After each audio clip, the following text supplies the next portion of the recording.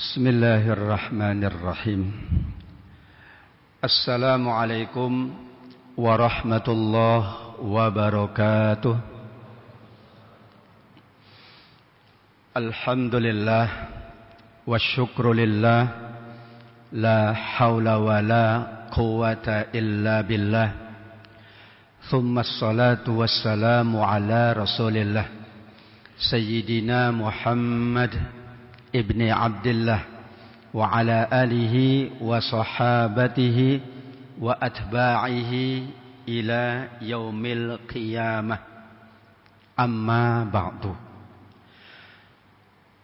Yang utama kita panjatkan puji syukur kehadirat Allah. Di dalamnya ada nilai zikrullah, mengingat Allah. Ada nilai tasbihullah, mengagungkan, mensucikan Allah. Juga ada nilai asyukru billah, mensyukuri semua nikmat Allah.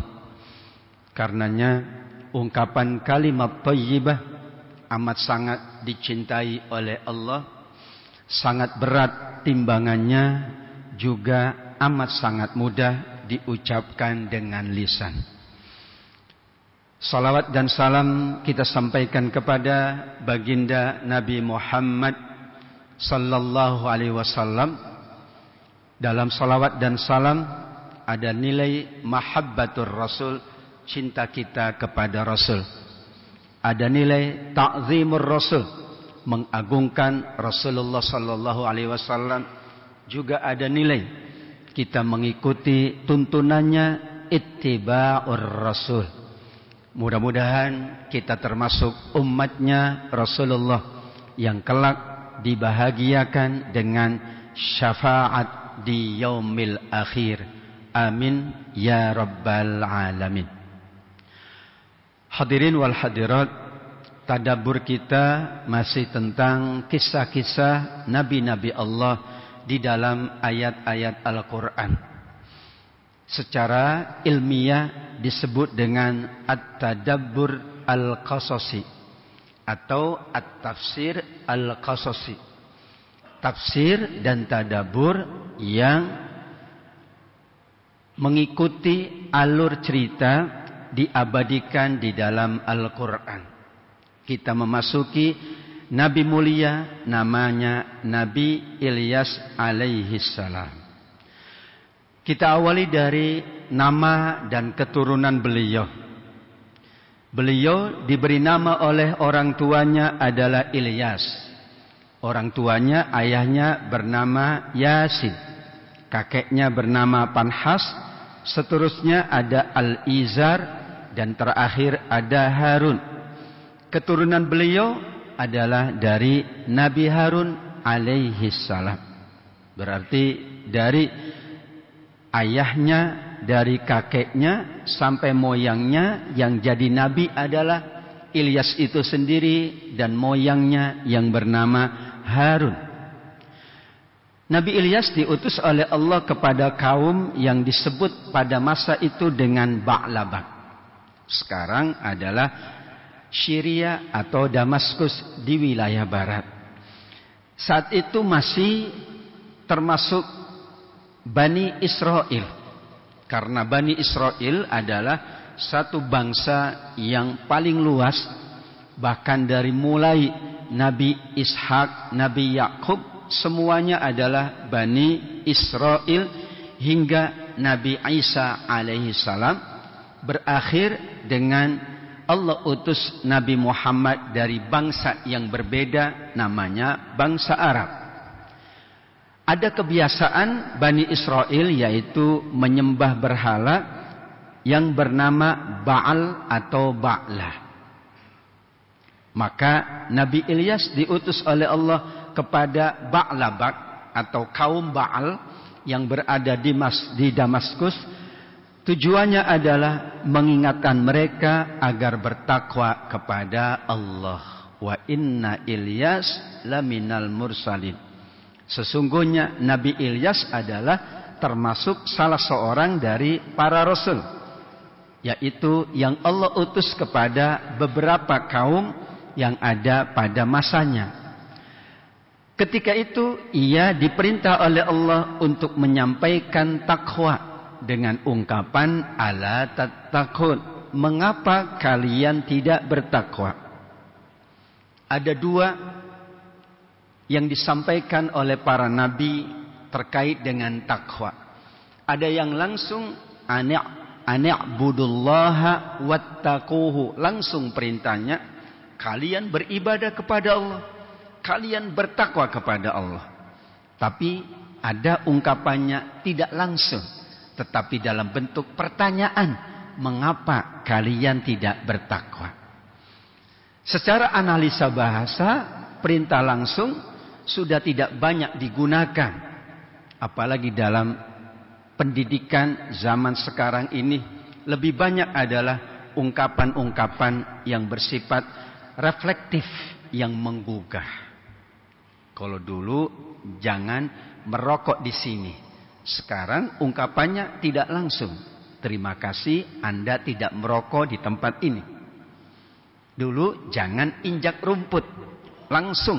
Sekarang terima kasih tidak menginjak rumput. Kira-kira begitu. Tapi para nabi memang karena masa yang berbeda, keadaan yang berbeda, maka bahasa pun berbeda.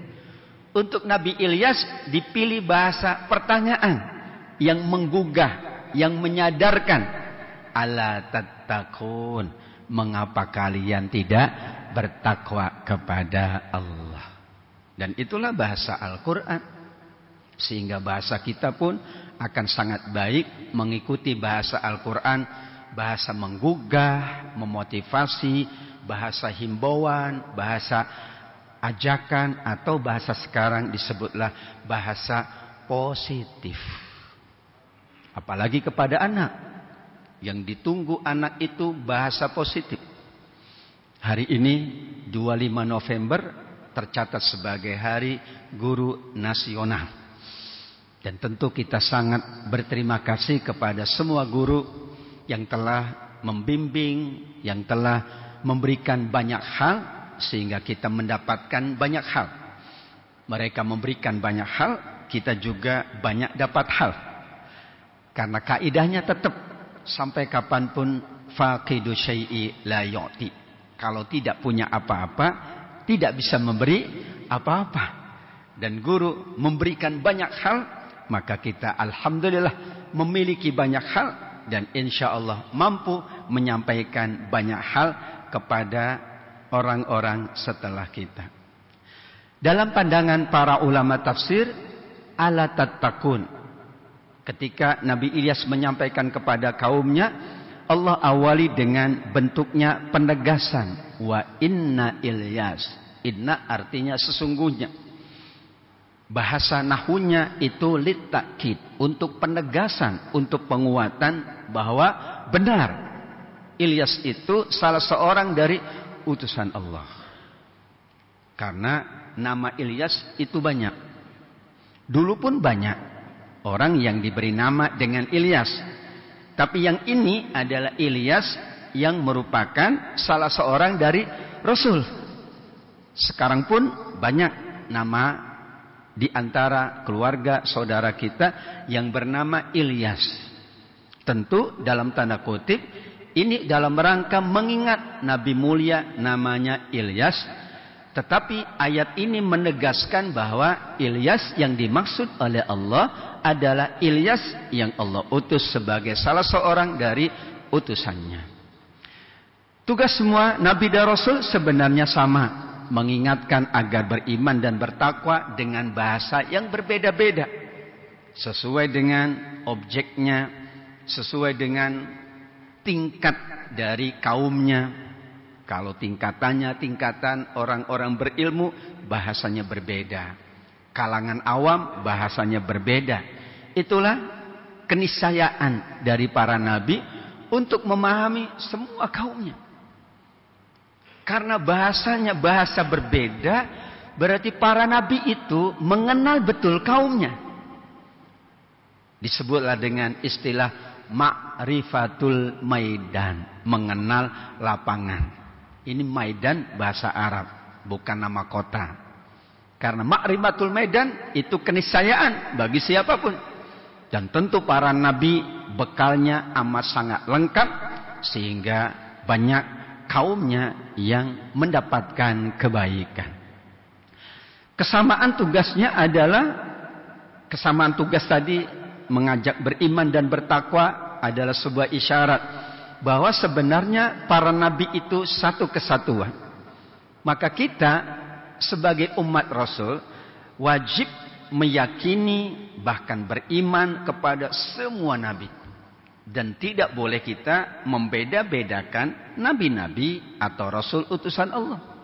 Amanar rasulu bima unzila ilaihi mir rabbihi wal mu'minun kullun amana billahi wa malaikatihi wa kutubihi wa rusuli la nufarriqu baina ahadim mir rasulih. Kita sudah menyatakan bahwa orang-orang beriman itu beriman kepada Allah, malaikatnya, semua kitabnya, semua rasulnya, tanpa membeda-bedakan antara satu nabi dengan nabi yang lain, satu rasul dengan rasul yang lain. Biarkan Allah yang membeda-bedakan. Sebagaimana kita tidak boleh membeda-bedakan manusia, tapi biarkan Allah yang membeda-bedakan kita. Di antara kita ada yang diberikan kelebihan tertentu, ada yang diberikan kelebihan yang lain. Tapi kita tidak boleh membeda-bedakan itu. Karena hak Allah yang membeda-bedakan. Tilkar rusulu faddalna ba'duhum ala ba'd. Di awal juz yang ketiga kata Allah, semua rasul itu kami, aku, Allah yang membeda-bedakan, yang memberikan keutamaan-keutamaan yang berbeda. Nabi Sulaiman beda dengan Nabi Ayub. Nabi Ayub beda dengan Nabi Ibrahim. Bagi Allah, bagi kita sama. Mereka adalah nabi utusan Allah yang pasti lebih mulia, lebih tinggi derajatnya dari siapapun sampai akhir zaman. Karena kesamaan itulah maka Rasul sallallahu alaihi wasallam mengibaratkan mereka adalah para nabi itu bersaudara, seolah-olah satu keturunan, tentu dengan ayah dan ibu yang berbeda, atau disebut dalam masyarakat Arab itu satu ayah dan ibu yang berbeda. Itu menunjukkan bahwa sesungguhnya meskipun para nabi dari berbagai bangsa, berbagai kaum, berbagai masa, tapi hakikatnya adalah ikhwatun li'allah, saudara satu ayah dengan beragam ibu. Kalau sekarang tentu adalah mereka itu diikat dengan ikatan nasab, ikatan keturunan dari ayah dan ibu yang berbeda. Karena meskipun mereka berbeda ayah dan ibu, tetap satu, mereka adalah nabi utusan Allah. Dan ditutup dengan ungkapannya wadinahum wahid atau wadinuhum wahid, agama mereka satu. Karenanya selain kalau para nabi disebut ikhwatun li'allah, kalau kita disebut innamal mu'minuna ikhwatun. Kalau ikhwah itu bersaudara, layaknya saudara kandung. Itulah redaksi yang dipilih oleh Allah. Surat Al-Hujurat ayat 10. Persis redaksi itu yang dipilih oleh Allah tentang ahli waris. Padahal ahli waris itu pasti keturunannya atau pasti satu nasab. Maka ikhwatun, akhun au ukhtun, tentang waris Allah samakan akhun dan ukhtun atau ikhwatun untuk manusia yang meyakini kesamaan di antara mereka. Tidak boleh kalau bukan saudara kandung dapat harta waris. Kita pun sama, kalau tidak ada ikatan nasab, ikatan keturunan, tidak boleh saling mewarisi. Tapi tetap saja ungkapannya ikhwatun. Arti bahasanya saudara kandung.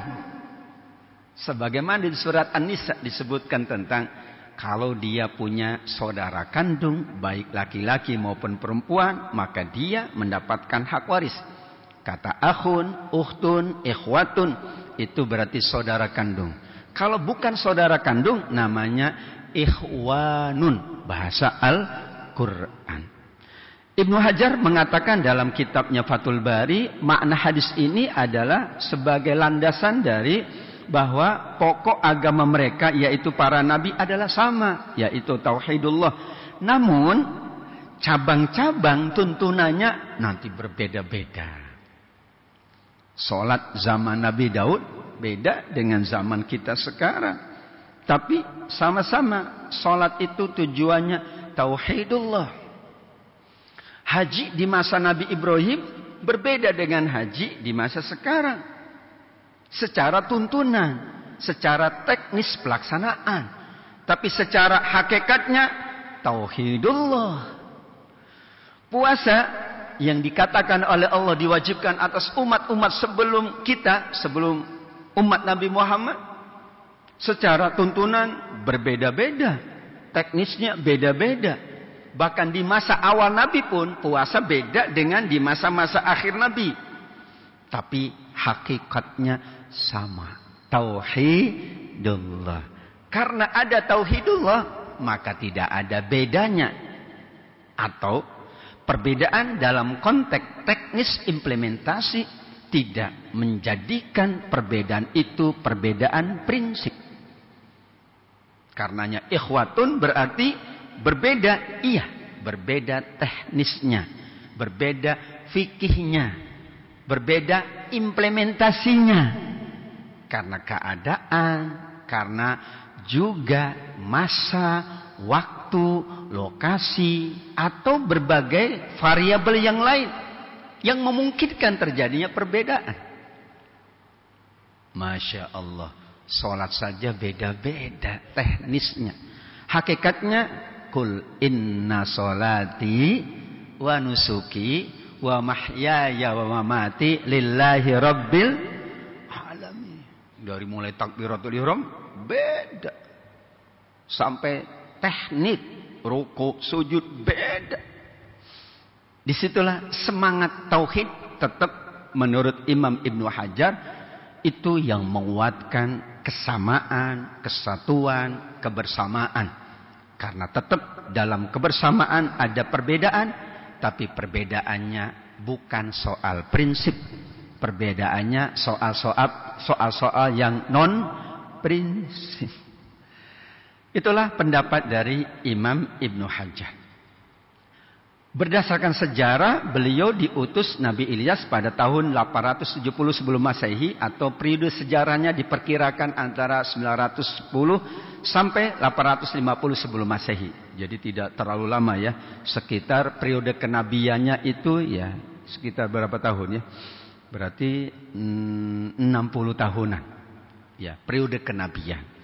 Karena ada masa yang tidak disebut sebagai nabi. Nabi dikonfirmasi, diutusnya ketika usia 40. Sebelumnya itu belum nabi. Tetapi sudah ada tanda-tanda kenabian. Namun karena kenabian atau menjadi nabi ini adalah akan menjadi role model bagi kaumnya, bagi umatnya, maka dibutuhkan yang bernama faktor usia kedewasaan. Dikatakanlah 40 tahun di surat Al-Ahqaf juga demikian, sebagai masa seseorang berada di puncak kedewasaan. Bahkan Imam Syafi'i mengatakan kalau sudah 40 tahun itu sulit untuk berubah baik atau buruk. Berarti kesempatan orang untuk mencapai kebaikan dari mulai dia balik hingga 40. Kalau 40 baik, insya Allah berikutnya baik. Tapi kalau di 40 belum bisa baik, sulit untuk menjadi baik pasca 40. Arba'ina sanah. Surat Al-Ahqaf ayat 15 mengingatkan itu yang menjadi isyarat. Dan Alhamdulillah kita sudah melampaui 40 tahun. Dan kita baik. Berarti Alhamdulillah puncaknya adalah insya Allah amat sangat lebih baik. Kaumnya Ba'labak atau disebut juga Ba'al Baik itu adalah nisbah kepada berhala yang disembah oleh mereka, karena berhalanya disebut oleh Al-Quran dengan ba'la, yaitu terbuat dari emas. Atada'una ba'la. Sampai Allah mengabadikan nama itu untuk mengingatkan bahwa dulu ada berhala bernama Ba'al yang disembah oleh masyarakat Bani Israel di zaman Nabi Ilyas.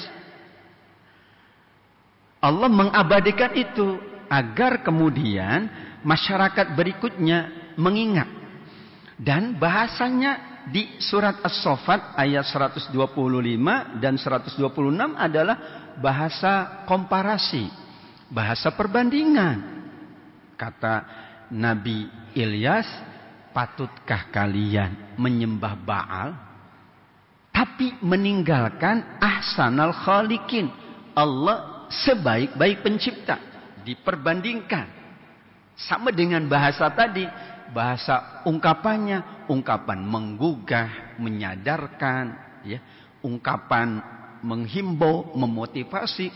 Sekarang ungkapannya pun sama, ungkapan perbandingan ini dan ini.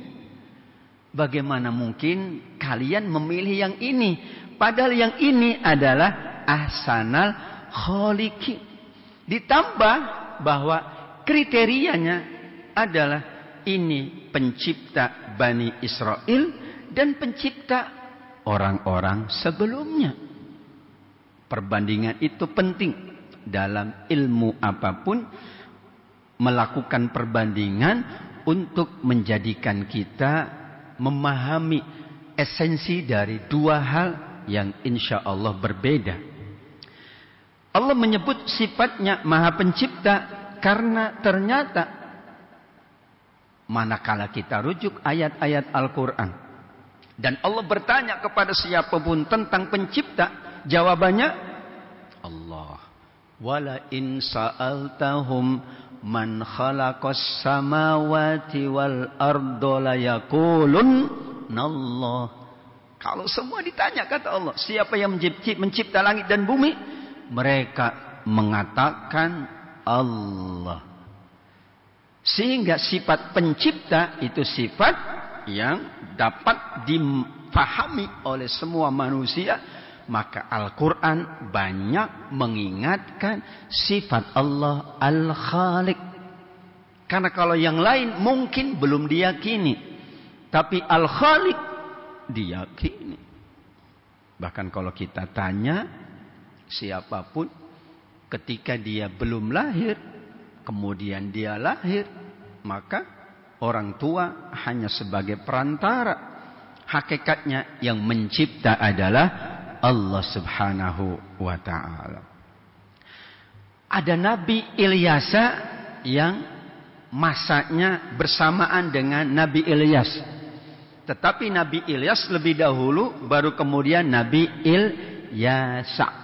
Sehingga ceritanya digabungkan oleh para ulama sejarah. Nabi Ilyas pernah diusir, bahkan diperlakukan buruk, sehingga beliau berpindah dari satu tempat ke tempat yang lain. Dan akhirnya beliau menyusuri sungai, kemudian menemukan rumah yang sangat terpencil. Ada perempuan tua yang menyambutnya. Dan itu di pelosok yang sangat dalam. Karena beliau ingin agar kaumnya tidak lagi melakukan hal yang buruk kepada Nabi Ilyas. Dan subhanallah, Allah berkehendak. Ternyata di rumah itu ada seorang laki-laki namanya Ilyasa. Dan saat itu beliau belum menjadi nabi. Nabi Ilyas datang disambut oleh ibu yang sudah lanjut usia. Kemudian ketika masuk ternyata ada seorang laki-laki yang terbaring karena sakit parah. Dengan izin Allah, Nabi Ilyas kemudian berdoa karena sebagai bentuk terima kasih pemilik rumah berkenan ya menyambutnya dan memperkenankan beristirahat di rumah tersebut. Sebagai ungkapan terima kasihnya, ibu, perkenankan aku berdoa untuk kesembuhan putramu. Ternyata namanya Ilyasa. Dengan izin Allah sembuhlah Ilyasa. Setelah itu Nabi Ilyasa yang membimbing, yang mengajar Nabi Ilyasa, dan kemudian Allah berkenan mengutusnya sebagai Rasul, sebagai pelanjut dari Nabi Ilyas alaihi salam. Maka biasanya kita mengapanyakan Ilyas, Ilyasa. Namanya mirip, bedanya pakai ain di ujungnya. Kemiripan itu karena masanya sama. Tapi Nabi Ilyas lebih dahulu, dan beliaulah yang mengajarkan berbagai macam hal kepada Nabi Ilyasa sebelum beliau diangkat menjadi salah seorang utusan Allah. Pertemuan yang luar biasa. Nabi Ilyas pun tidak tahu. Tapi Allah berkehendak, Ilyas, ada orang yang sedang sakit. Dan itu calon nabiku. Engkau harus datang ke situ. Padahal Nabi Ilyas dalam kondisi khawatir karena masih diburu oleh kaumnya. Namun Allah memberikan tempat tinggal yang istimewa karena di situ adalah ada calon nabi utusan Allah. Kita tidak tahu. Kehendak Allah itu pasti amat sangat baik, mengalahi keinginan atau kehendak manusia. Bisa jadi awalnya Nabi Ilyas mungkin dalam kondisi yang paling sulit. Tidak boleh tinggal di tempatnya. Harus berpindah dari satu lokasi ke lokasi yang lain. Namun Allah berkenan malah dipertemukan dengan calon nabi berikutnya yang bernama Ilyasa. Kehendak Allah. Tidak ada yang bisa memahaminya, melainkan sudah kejadian. Akhirnya apa yang terjadi pada Nabi Ilyas?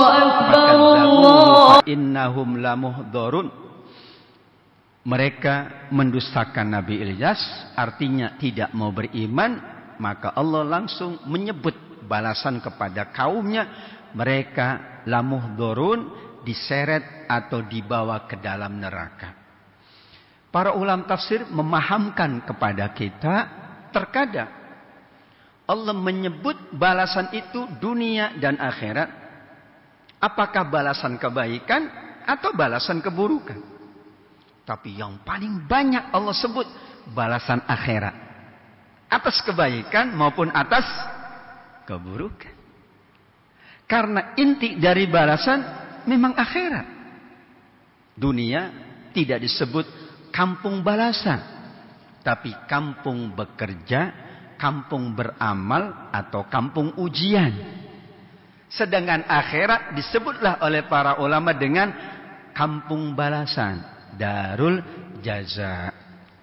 Padahal dar artinya bukan kampung, tapi dari dulu saya diajarin kampung gitu ya, kampung akhirat.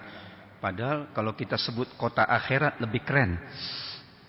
Ya, makanya Darussalam, pesantren saya Darussalam, kampung yang damai. Pada dar itu aslinya adalah rumah, dar sama dengan baitun. Tapi ini ungkapan untuk menunjukkan keluasan. Dar itu tidak hanya rumah tempat beberapa orang tinggal, tapi kalau satu masyarakat tinggal layak disebut dar. Bahkan seluruh manusia tinggal disebutlah dar. Maka disebut walad darul akhirah. Tuh, kampung akhirat. Karena kalau disebut yang lain bingung juga. Ya sudahlah, kampung akhirat. Tapi maksudnya disitulah tempat hidup seluruh umat manusia ketika berada di alam akhirat. Kaumnya mendustakan dan mendustakan Nabi. Kaedahnya dalam ilmu akidah, mendustakan Nabi itu sama dengan mendustakan yang mengutusnya, yaitu Allah. Karena utusan, delegasi. Kita mengutus seseorang, maka orang akan menghargai yang diutus karena melihat yang mengutus siapa. Ya, ada biasanya tradisi kita kalau walimahan kan, minta tolong beberapa kerabat, teman untuk ya mengirimkan undangan, menyebarkan undangan. Kita tidak melihat siapa yang datang menyebarkan undangan, tapi kita baca siapa yang mengundang. Apalagi kalau ditambah turut mengundang. Itu ya. Jadi bukan satu yang mengundang, turut mengundang fulan bin fulan. Dahsyat itu ya. Jadi kalau mendustakan nabi sama dengan mendustakan yang mengutusnya Allah, atau kaidahnya mendustakan seorang nabi sama dengan mendustakan semua nabi. Mendustakan satu ayat sama dengan mendustakan semua ayat. Atau mendustakan satu ayat Al-Quran sama dengan mendustakan Allah subhanahu wa ta'ala. Itulah ungkapan As-Saffat ayat 127 difahami oleh para ulama tafsir. Namun tetap di antara mereka yang dikategorikan mukadzibin ada yang mukhlasin. Mukhlasin itu ternyata secara bahasa beda dengan mukhlisin. Akar katanya sama. Akhlaso, yukhlisu, ikhlasun, mukhlisun, mukhlasun. Namun karena Al-Quran menggunakan dua terminologi tersebut, ada mukhlisina lahuddin, mukhlisin. Ada di sini mukhlasin. Illa ibadallah al-mukhlasin. Catatan para ulama bahwa kalau Allah membedakan secara ungkapan, secara redaksional, berarti ada perbedaan. Meskipun ada persamaan. Dan itulah tugasnya para mufassir untuk memahami. Ini mukhlas, ini mukhlis. Ya. Tapi kalau nama orang sama, ya, jangan beda-bedain. Pak Mukhlas lebih tinggi dari Pak Mukhlis. Enggak. Tapi secara bahasa memang berbeda. Mukhlis itu orang-orang yang memang berusaha ikhlas. Makanya kita beribadah mukhlisina lauddin. Kita beribadah dalam rangka kita melatih keikhlasan kita. Berusaha seikhlas mungkin. Kalau sudah ikhlas, nanti tataran paling tinggi keikhlasan adalah mukhlasin. Maka para nabi disebut mukhlasin. Ada ayat tentang Nabi Yusuf, mukhlasin disebut.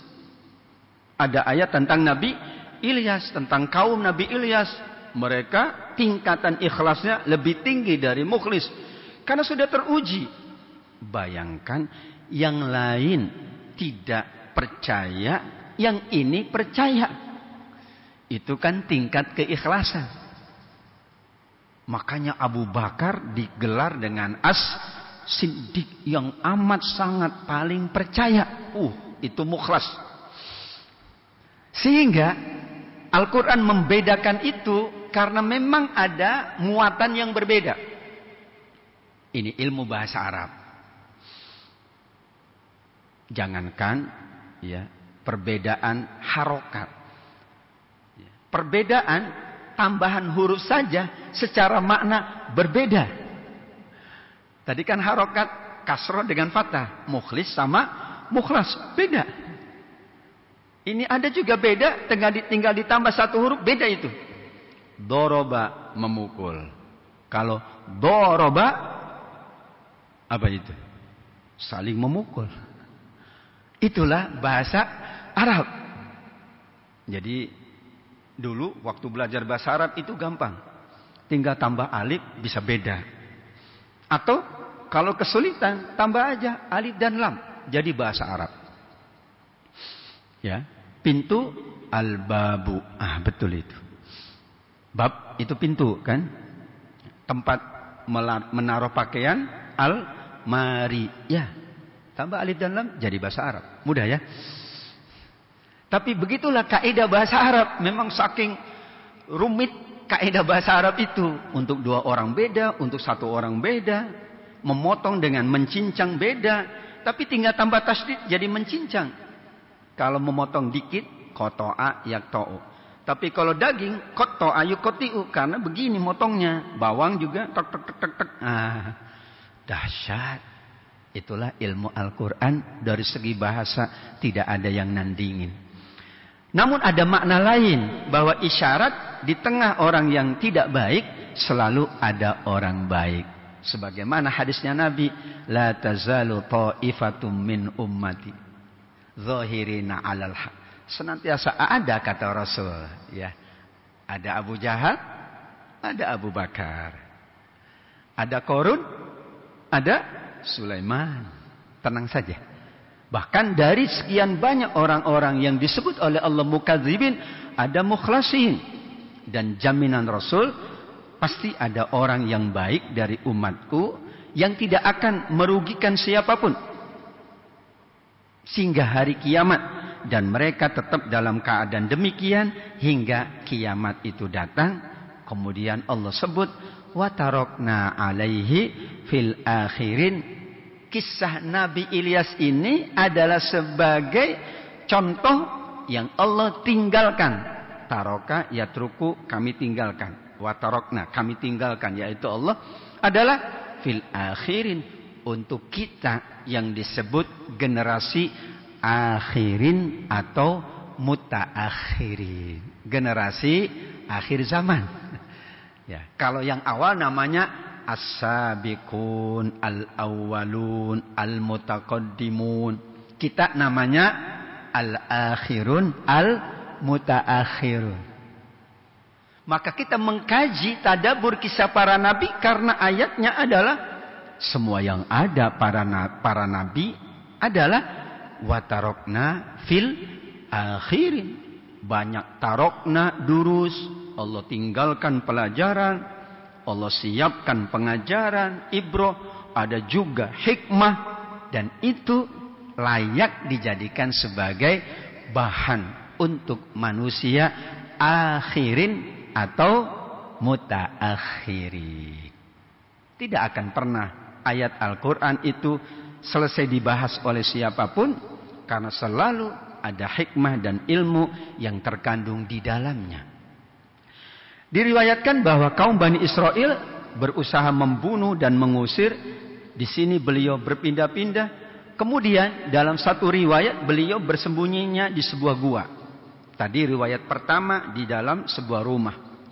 Disitulah ada burung gagak yang membawa makanan, di mana Allah utus untuk memenuhi kebutuhan dari Nabi Ilyas yang bersembunyi di dalam gua. Berlangsung sekian lama, mulailah Bani Israel Allah turunkan bencana. Bencananya adalah kekeringan, sehingga banyak korban jiwa satu persatu berguguran. Bahkan binatang ternak pun banyak yang kemudian terjadi kematian besar pada ternak-ternak yang ada. Awalnya mereka meyakini ini gara-gara Nabi Ilyas. Baal, pohon tadi, pohon lagi nimpain bencana. Karena Ilyas tidak mau ikut kami menyembah Baal. Itu yang ada di dalam pikiran mereka. Ini Ilyas gara-gara berdakwah, akhirnya Baal murka dan Baal menurunkan bencana kepada kami. Namun lama-kelamaan mereka berpikir, Nabi Ilyas sudah tiada, tapi bencana masih terus. Kekeringan itu berlangsung sekian lama. Akhirnya Bani Israel, kaumnya itu bersama raja sepakat. Sepertinya kita mencari Ilyas dan mengusir ke tempat yang lebih jauh dari tempat kita. Sehingga dimanapun Nabi Ilyas harus dicari. Maka mereka berbondong-bondong mencari. Tapi ketika bertemu Nabi Ilyas, malah mereka meminta tolong. Wahai Ilyas, ternyata kamu pindah-pindah kemanapun, bencananya nggak pindah-pindah. Kalau engkau bersama kami terjadi bencana, mungkin kami akan mengatakan bencana ini gara-gara engkau. Engkau pindah ke sini, tetap bencananya di sini. Engkau pindah ke mana, bencananya pun di tempat kami. Akhirnya mereka negosiasi. Ilyas, tolong dong. Kayaknya bukan karena Baal ini. Kayaknya ada yang lain. Tolong kami, bantu kami agar kami keluar dari penderitaan yang sudah berlangsung lama. Ketemulah mereka dengan Nabi Ilyas. Saat itu Nabi Ilyas sudah berdampingan dengan Nabi Ilyasa sebagaimana dalam riwayat bertemu di dalam rumah. Dan mereka memohon agar Nabi Ilyas mau berdoa kepada Allah. Janji mereka, kalau engkau berdoa dan doamu terkabul, kami akan ikut kamu. Mereka buktikan, nih kami hancurkan semua yang ada. Kami menghancurkan semua yang ada. Agar engkau mau berdoa untuk kami. Akhirnya Nabi Ilyas berdoa. Karena ada komitmen mereka ingin menjadi lebih baik. Penderitaan yang cukup panjang itu. Akhirnya Allah turunkan rahmat dengan hujan. Hujan membasahi kota Ba'labak saja. Bayangkan. Berarti Nabi Ilyas doanya mustajab. Karena keadaan kering itu hanya di wilayah Ba'labak. Sehingga hujannya hujan lokal Ba'labak. Mulailah subur, binatang pun demikian, dan masyarakat sudah kembali lagi bercocok tanam dan mendapatkan kemakmuran dan kesejahteraan. Kebiasaan lama berulang kembali. Beberapa tahun mereka kembali mengingkari janjinya, berbuat dosa, maksiat. Akhirnya Nabi Ilyas pun berdoa kepada Allah agar Allah timpakan azab. Kembali mereka kekeringan, bahkan ditambah bencana-bencana yang lain. Subhanallah, tidak ada yang tahu. Tapi kita yakin beramal soleh, berbuat baik, beribadah itu bukan hanya untuk kita, bukan hanya untuk keluarga kita, tapi yakin ini dampak dan pengaruhnya kepada seluruh umat manusia. Wa ma kana Allahu liyu'adzibahum wa hum mustaghfirun. Allah tetapkan dalam kaidah salah satu ayat Al-Qur'an, tidak mungkin Allah menurunkan azabnya manakala masih ada yang beristighfar. Maka kita ucapkan terima kasih kepada yang tetap beribadah, tetap beramal soleh, tetap melakukan kebaikan. Tanpa mereka, wallahu a'lam, apa yang terjadi dalam kehidupan umat manusia. Contoh konkret adalah ketika di zaman Umar bin Al-Khattab radhiyallahu an. Saat itu terjadi bencana, musibah. Kemudian Umar hanya minta kepada siapapun yang ada, semua beristighfar. Tanpa terkecuali yang soleh, yang ahli ibadah beristighfar. Bahkan kata Umar, kalaupun ada orang yang jahat, pelaku maksiat beristighfar, bisa jadi istighfar mereka itulah yang menghentikan musibah. Kebersamaan Umar. Umar faham kebersamaan itu. Ya, bisa jadi istighfar dari siapapun tidak ada yang tahu.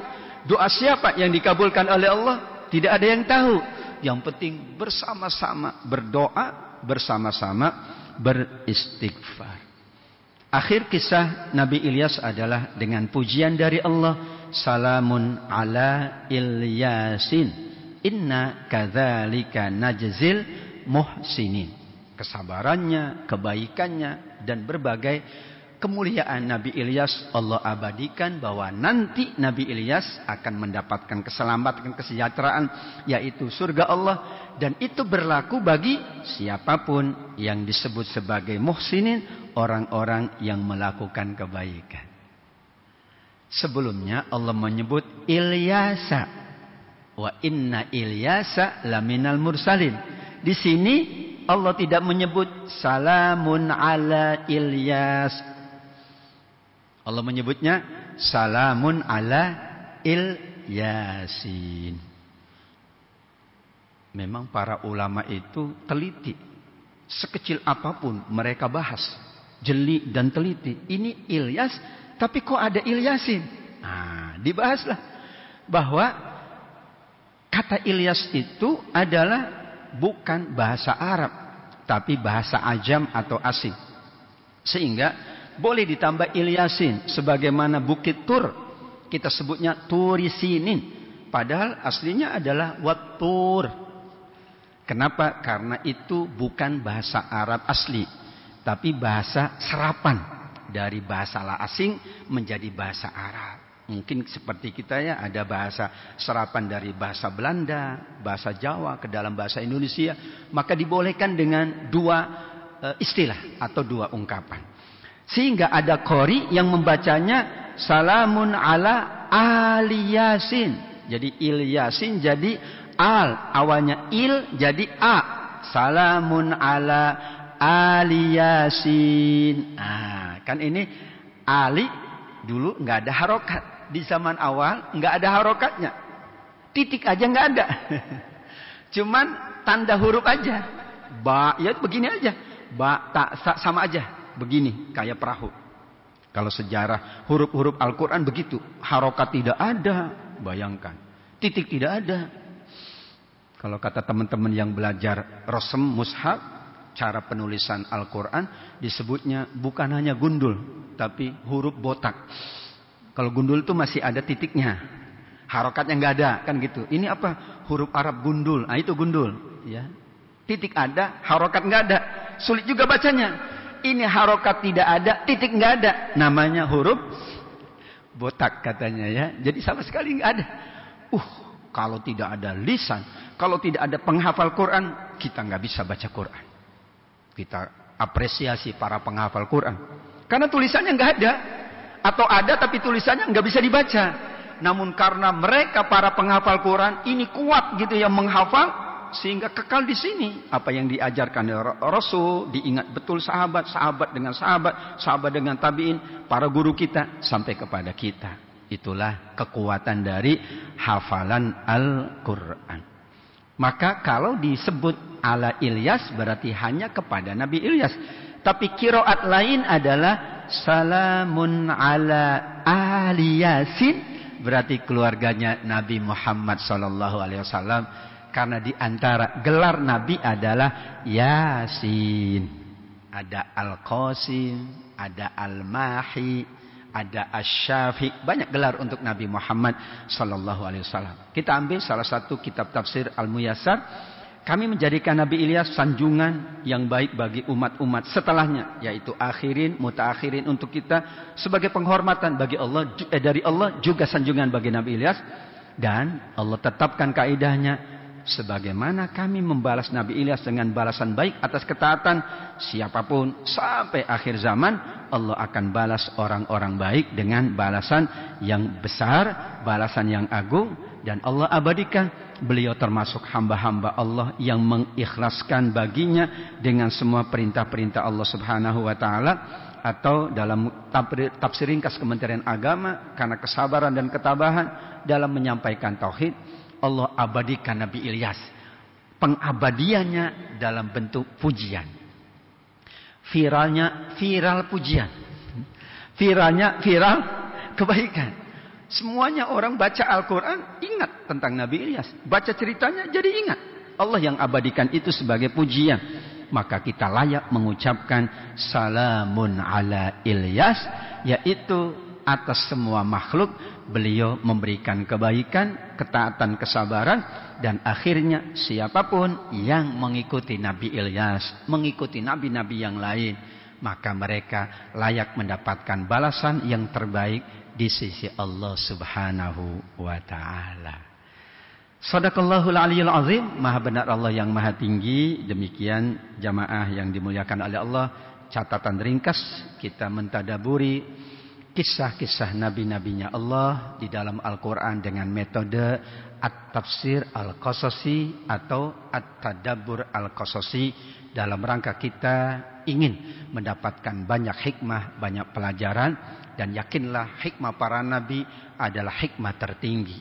Setelahnya hikmahnya para sahabat. Setelahnya hikmahnya tabi'in dan para solihin. Mudah-mudahan bermanfaat untuk kita semuanya. Jazakumullah khairan kepada seluruh pengurus dan jemaah sekalian yang selalu memakmurkan masjid yang kita cintai ini. Mudah-mudahan menjadi amal jariah, menjadi pemberat timbangan kita, memudahkan semua tugas dan urusan kita, dan menambah kebaikan dunia kita serta kebaikan akhirat kita. Amin ya rabbal alamin.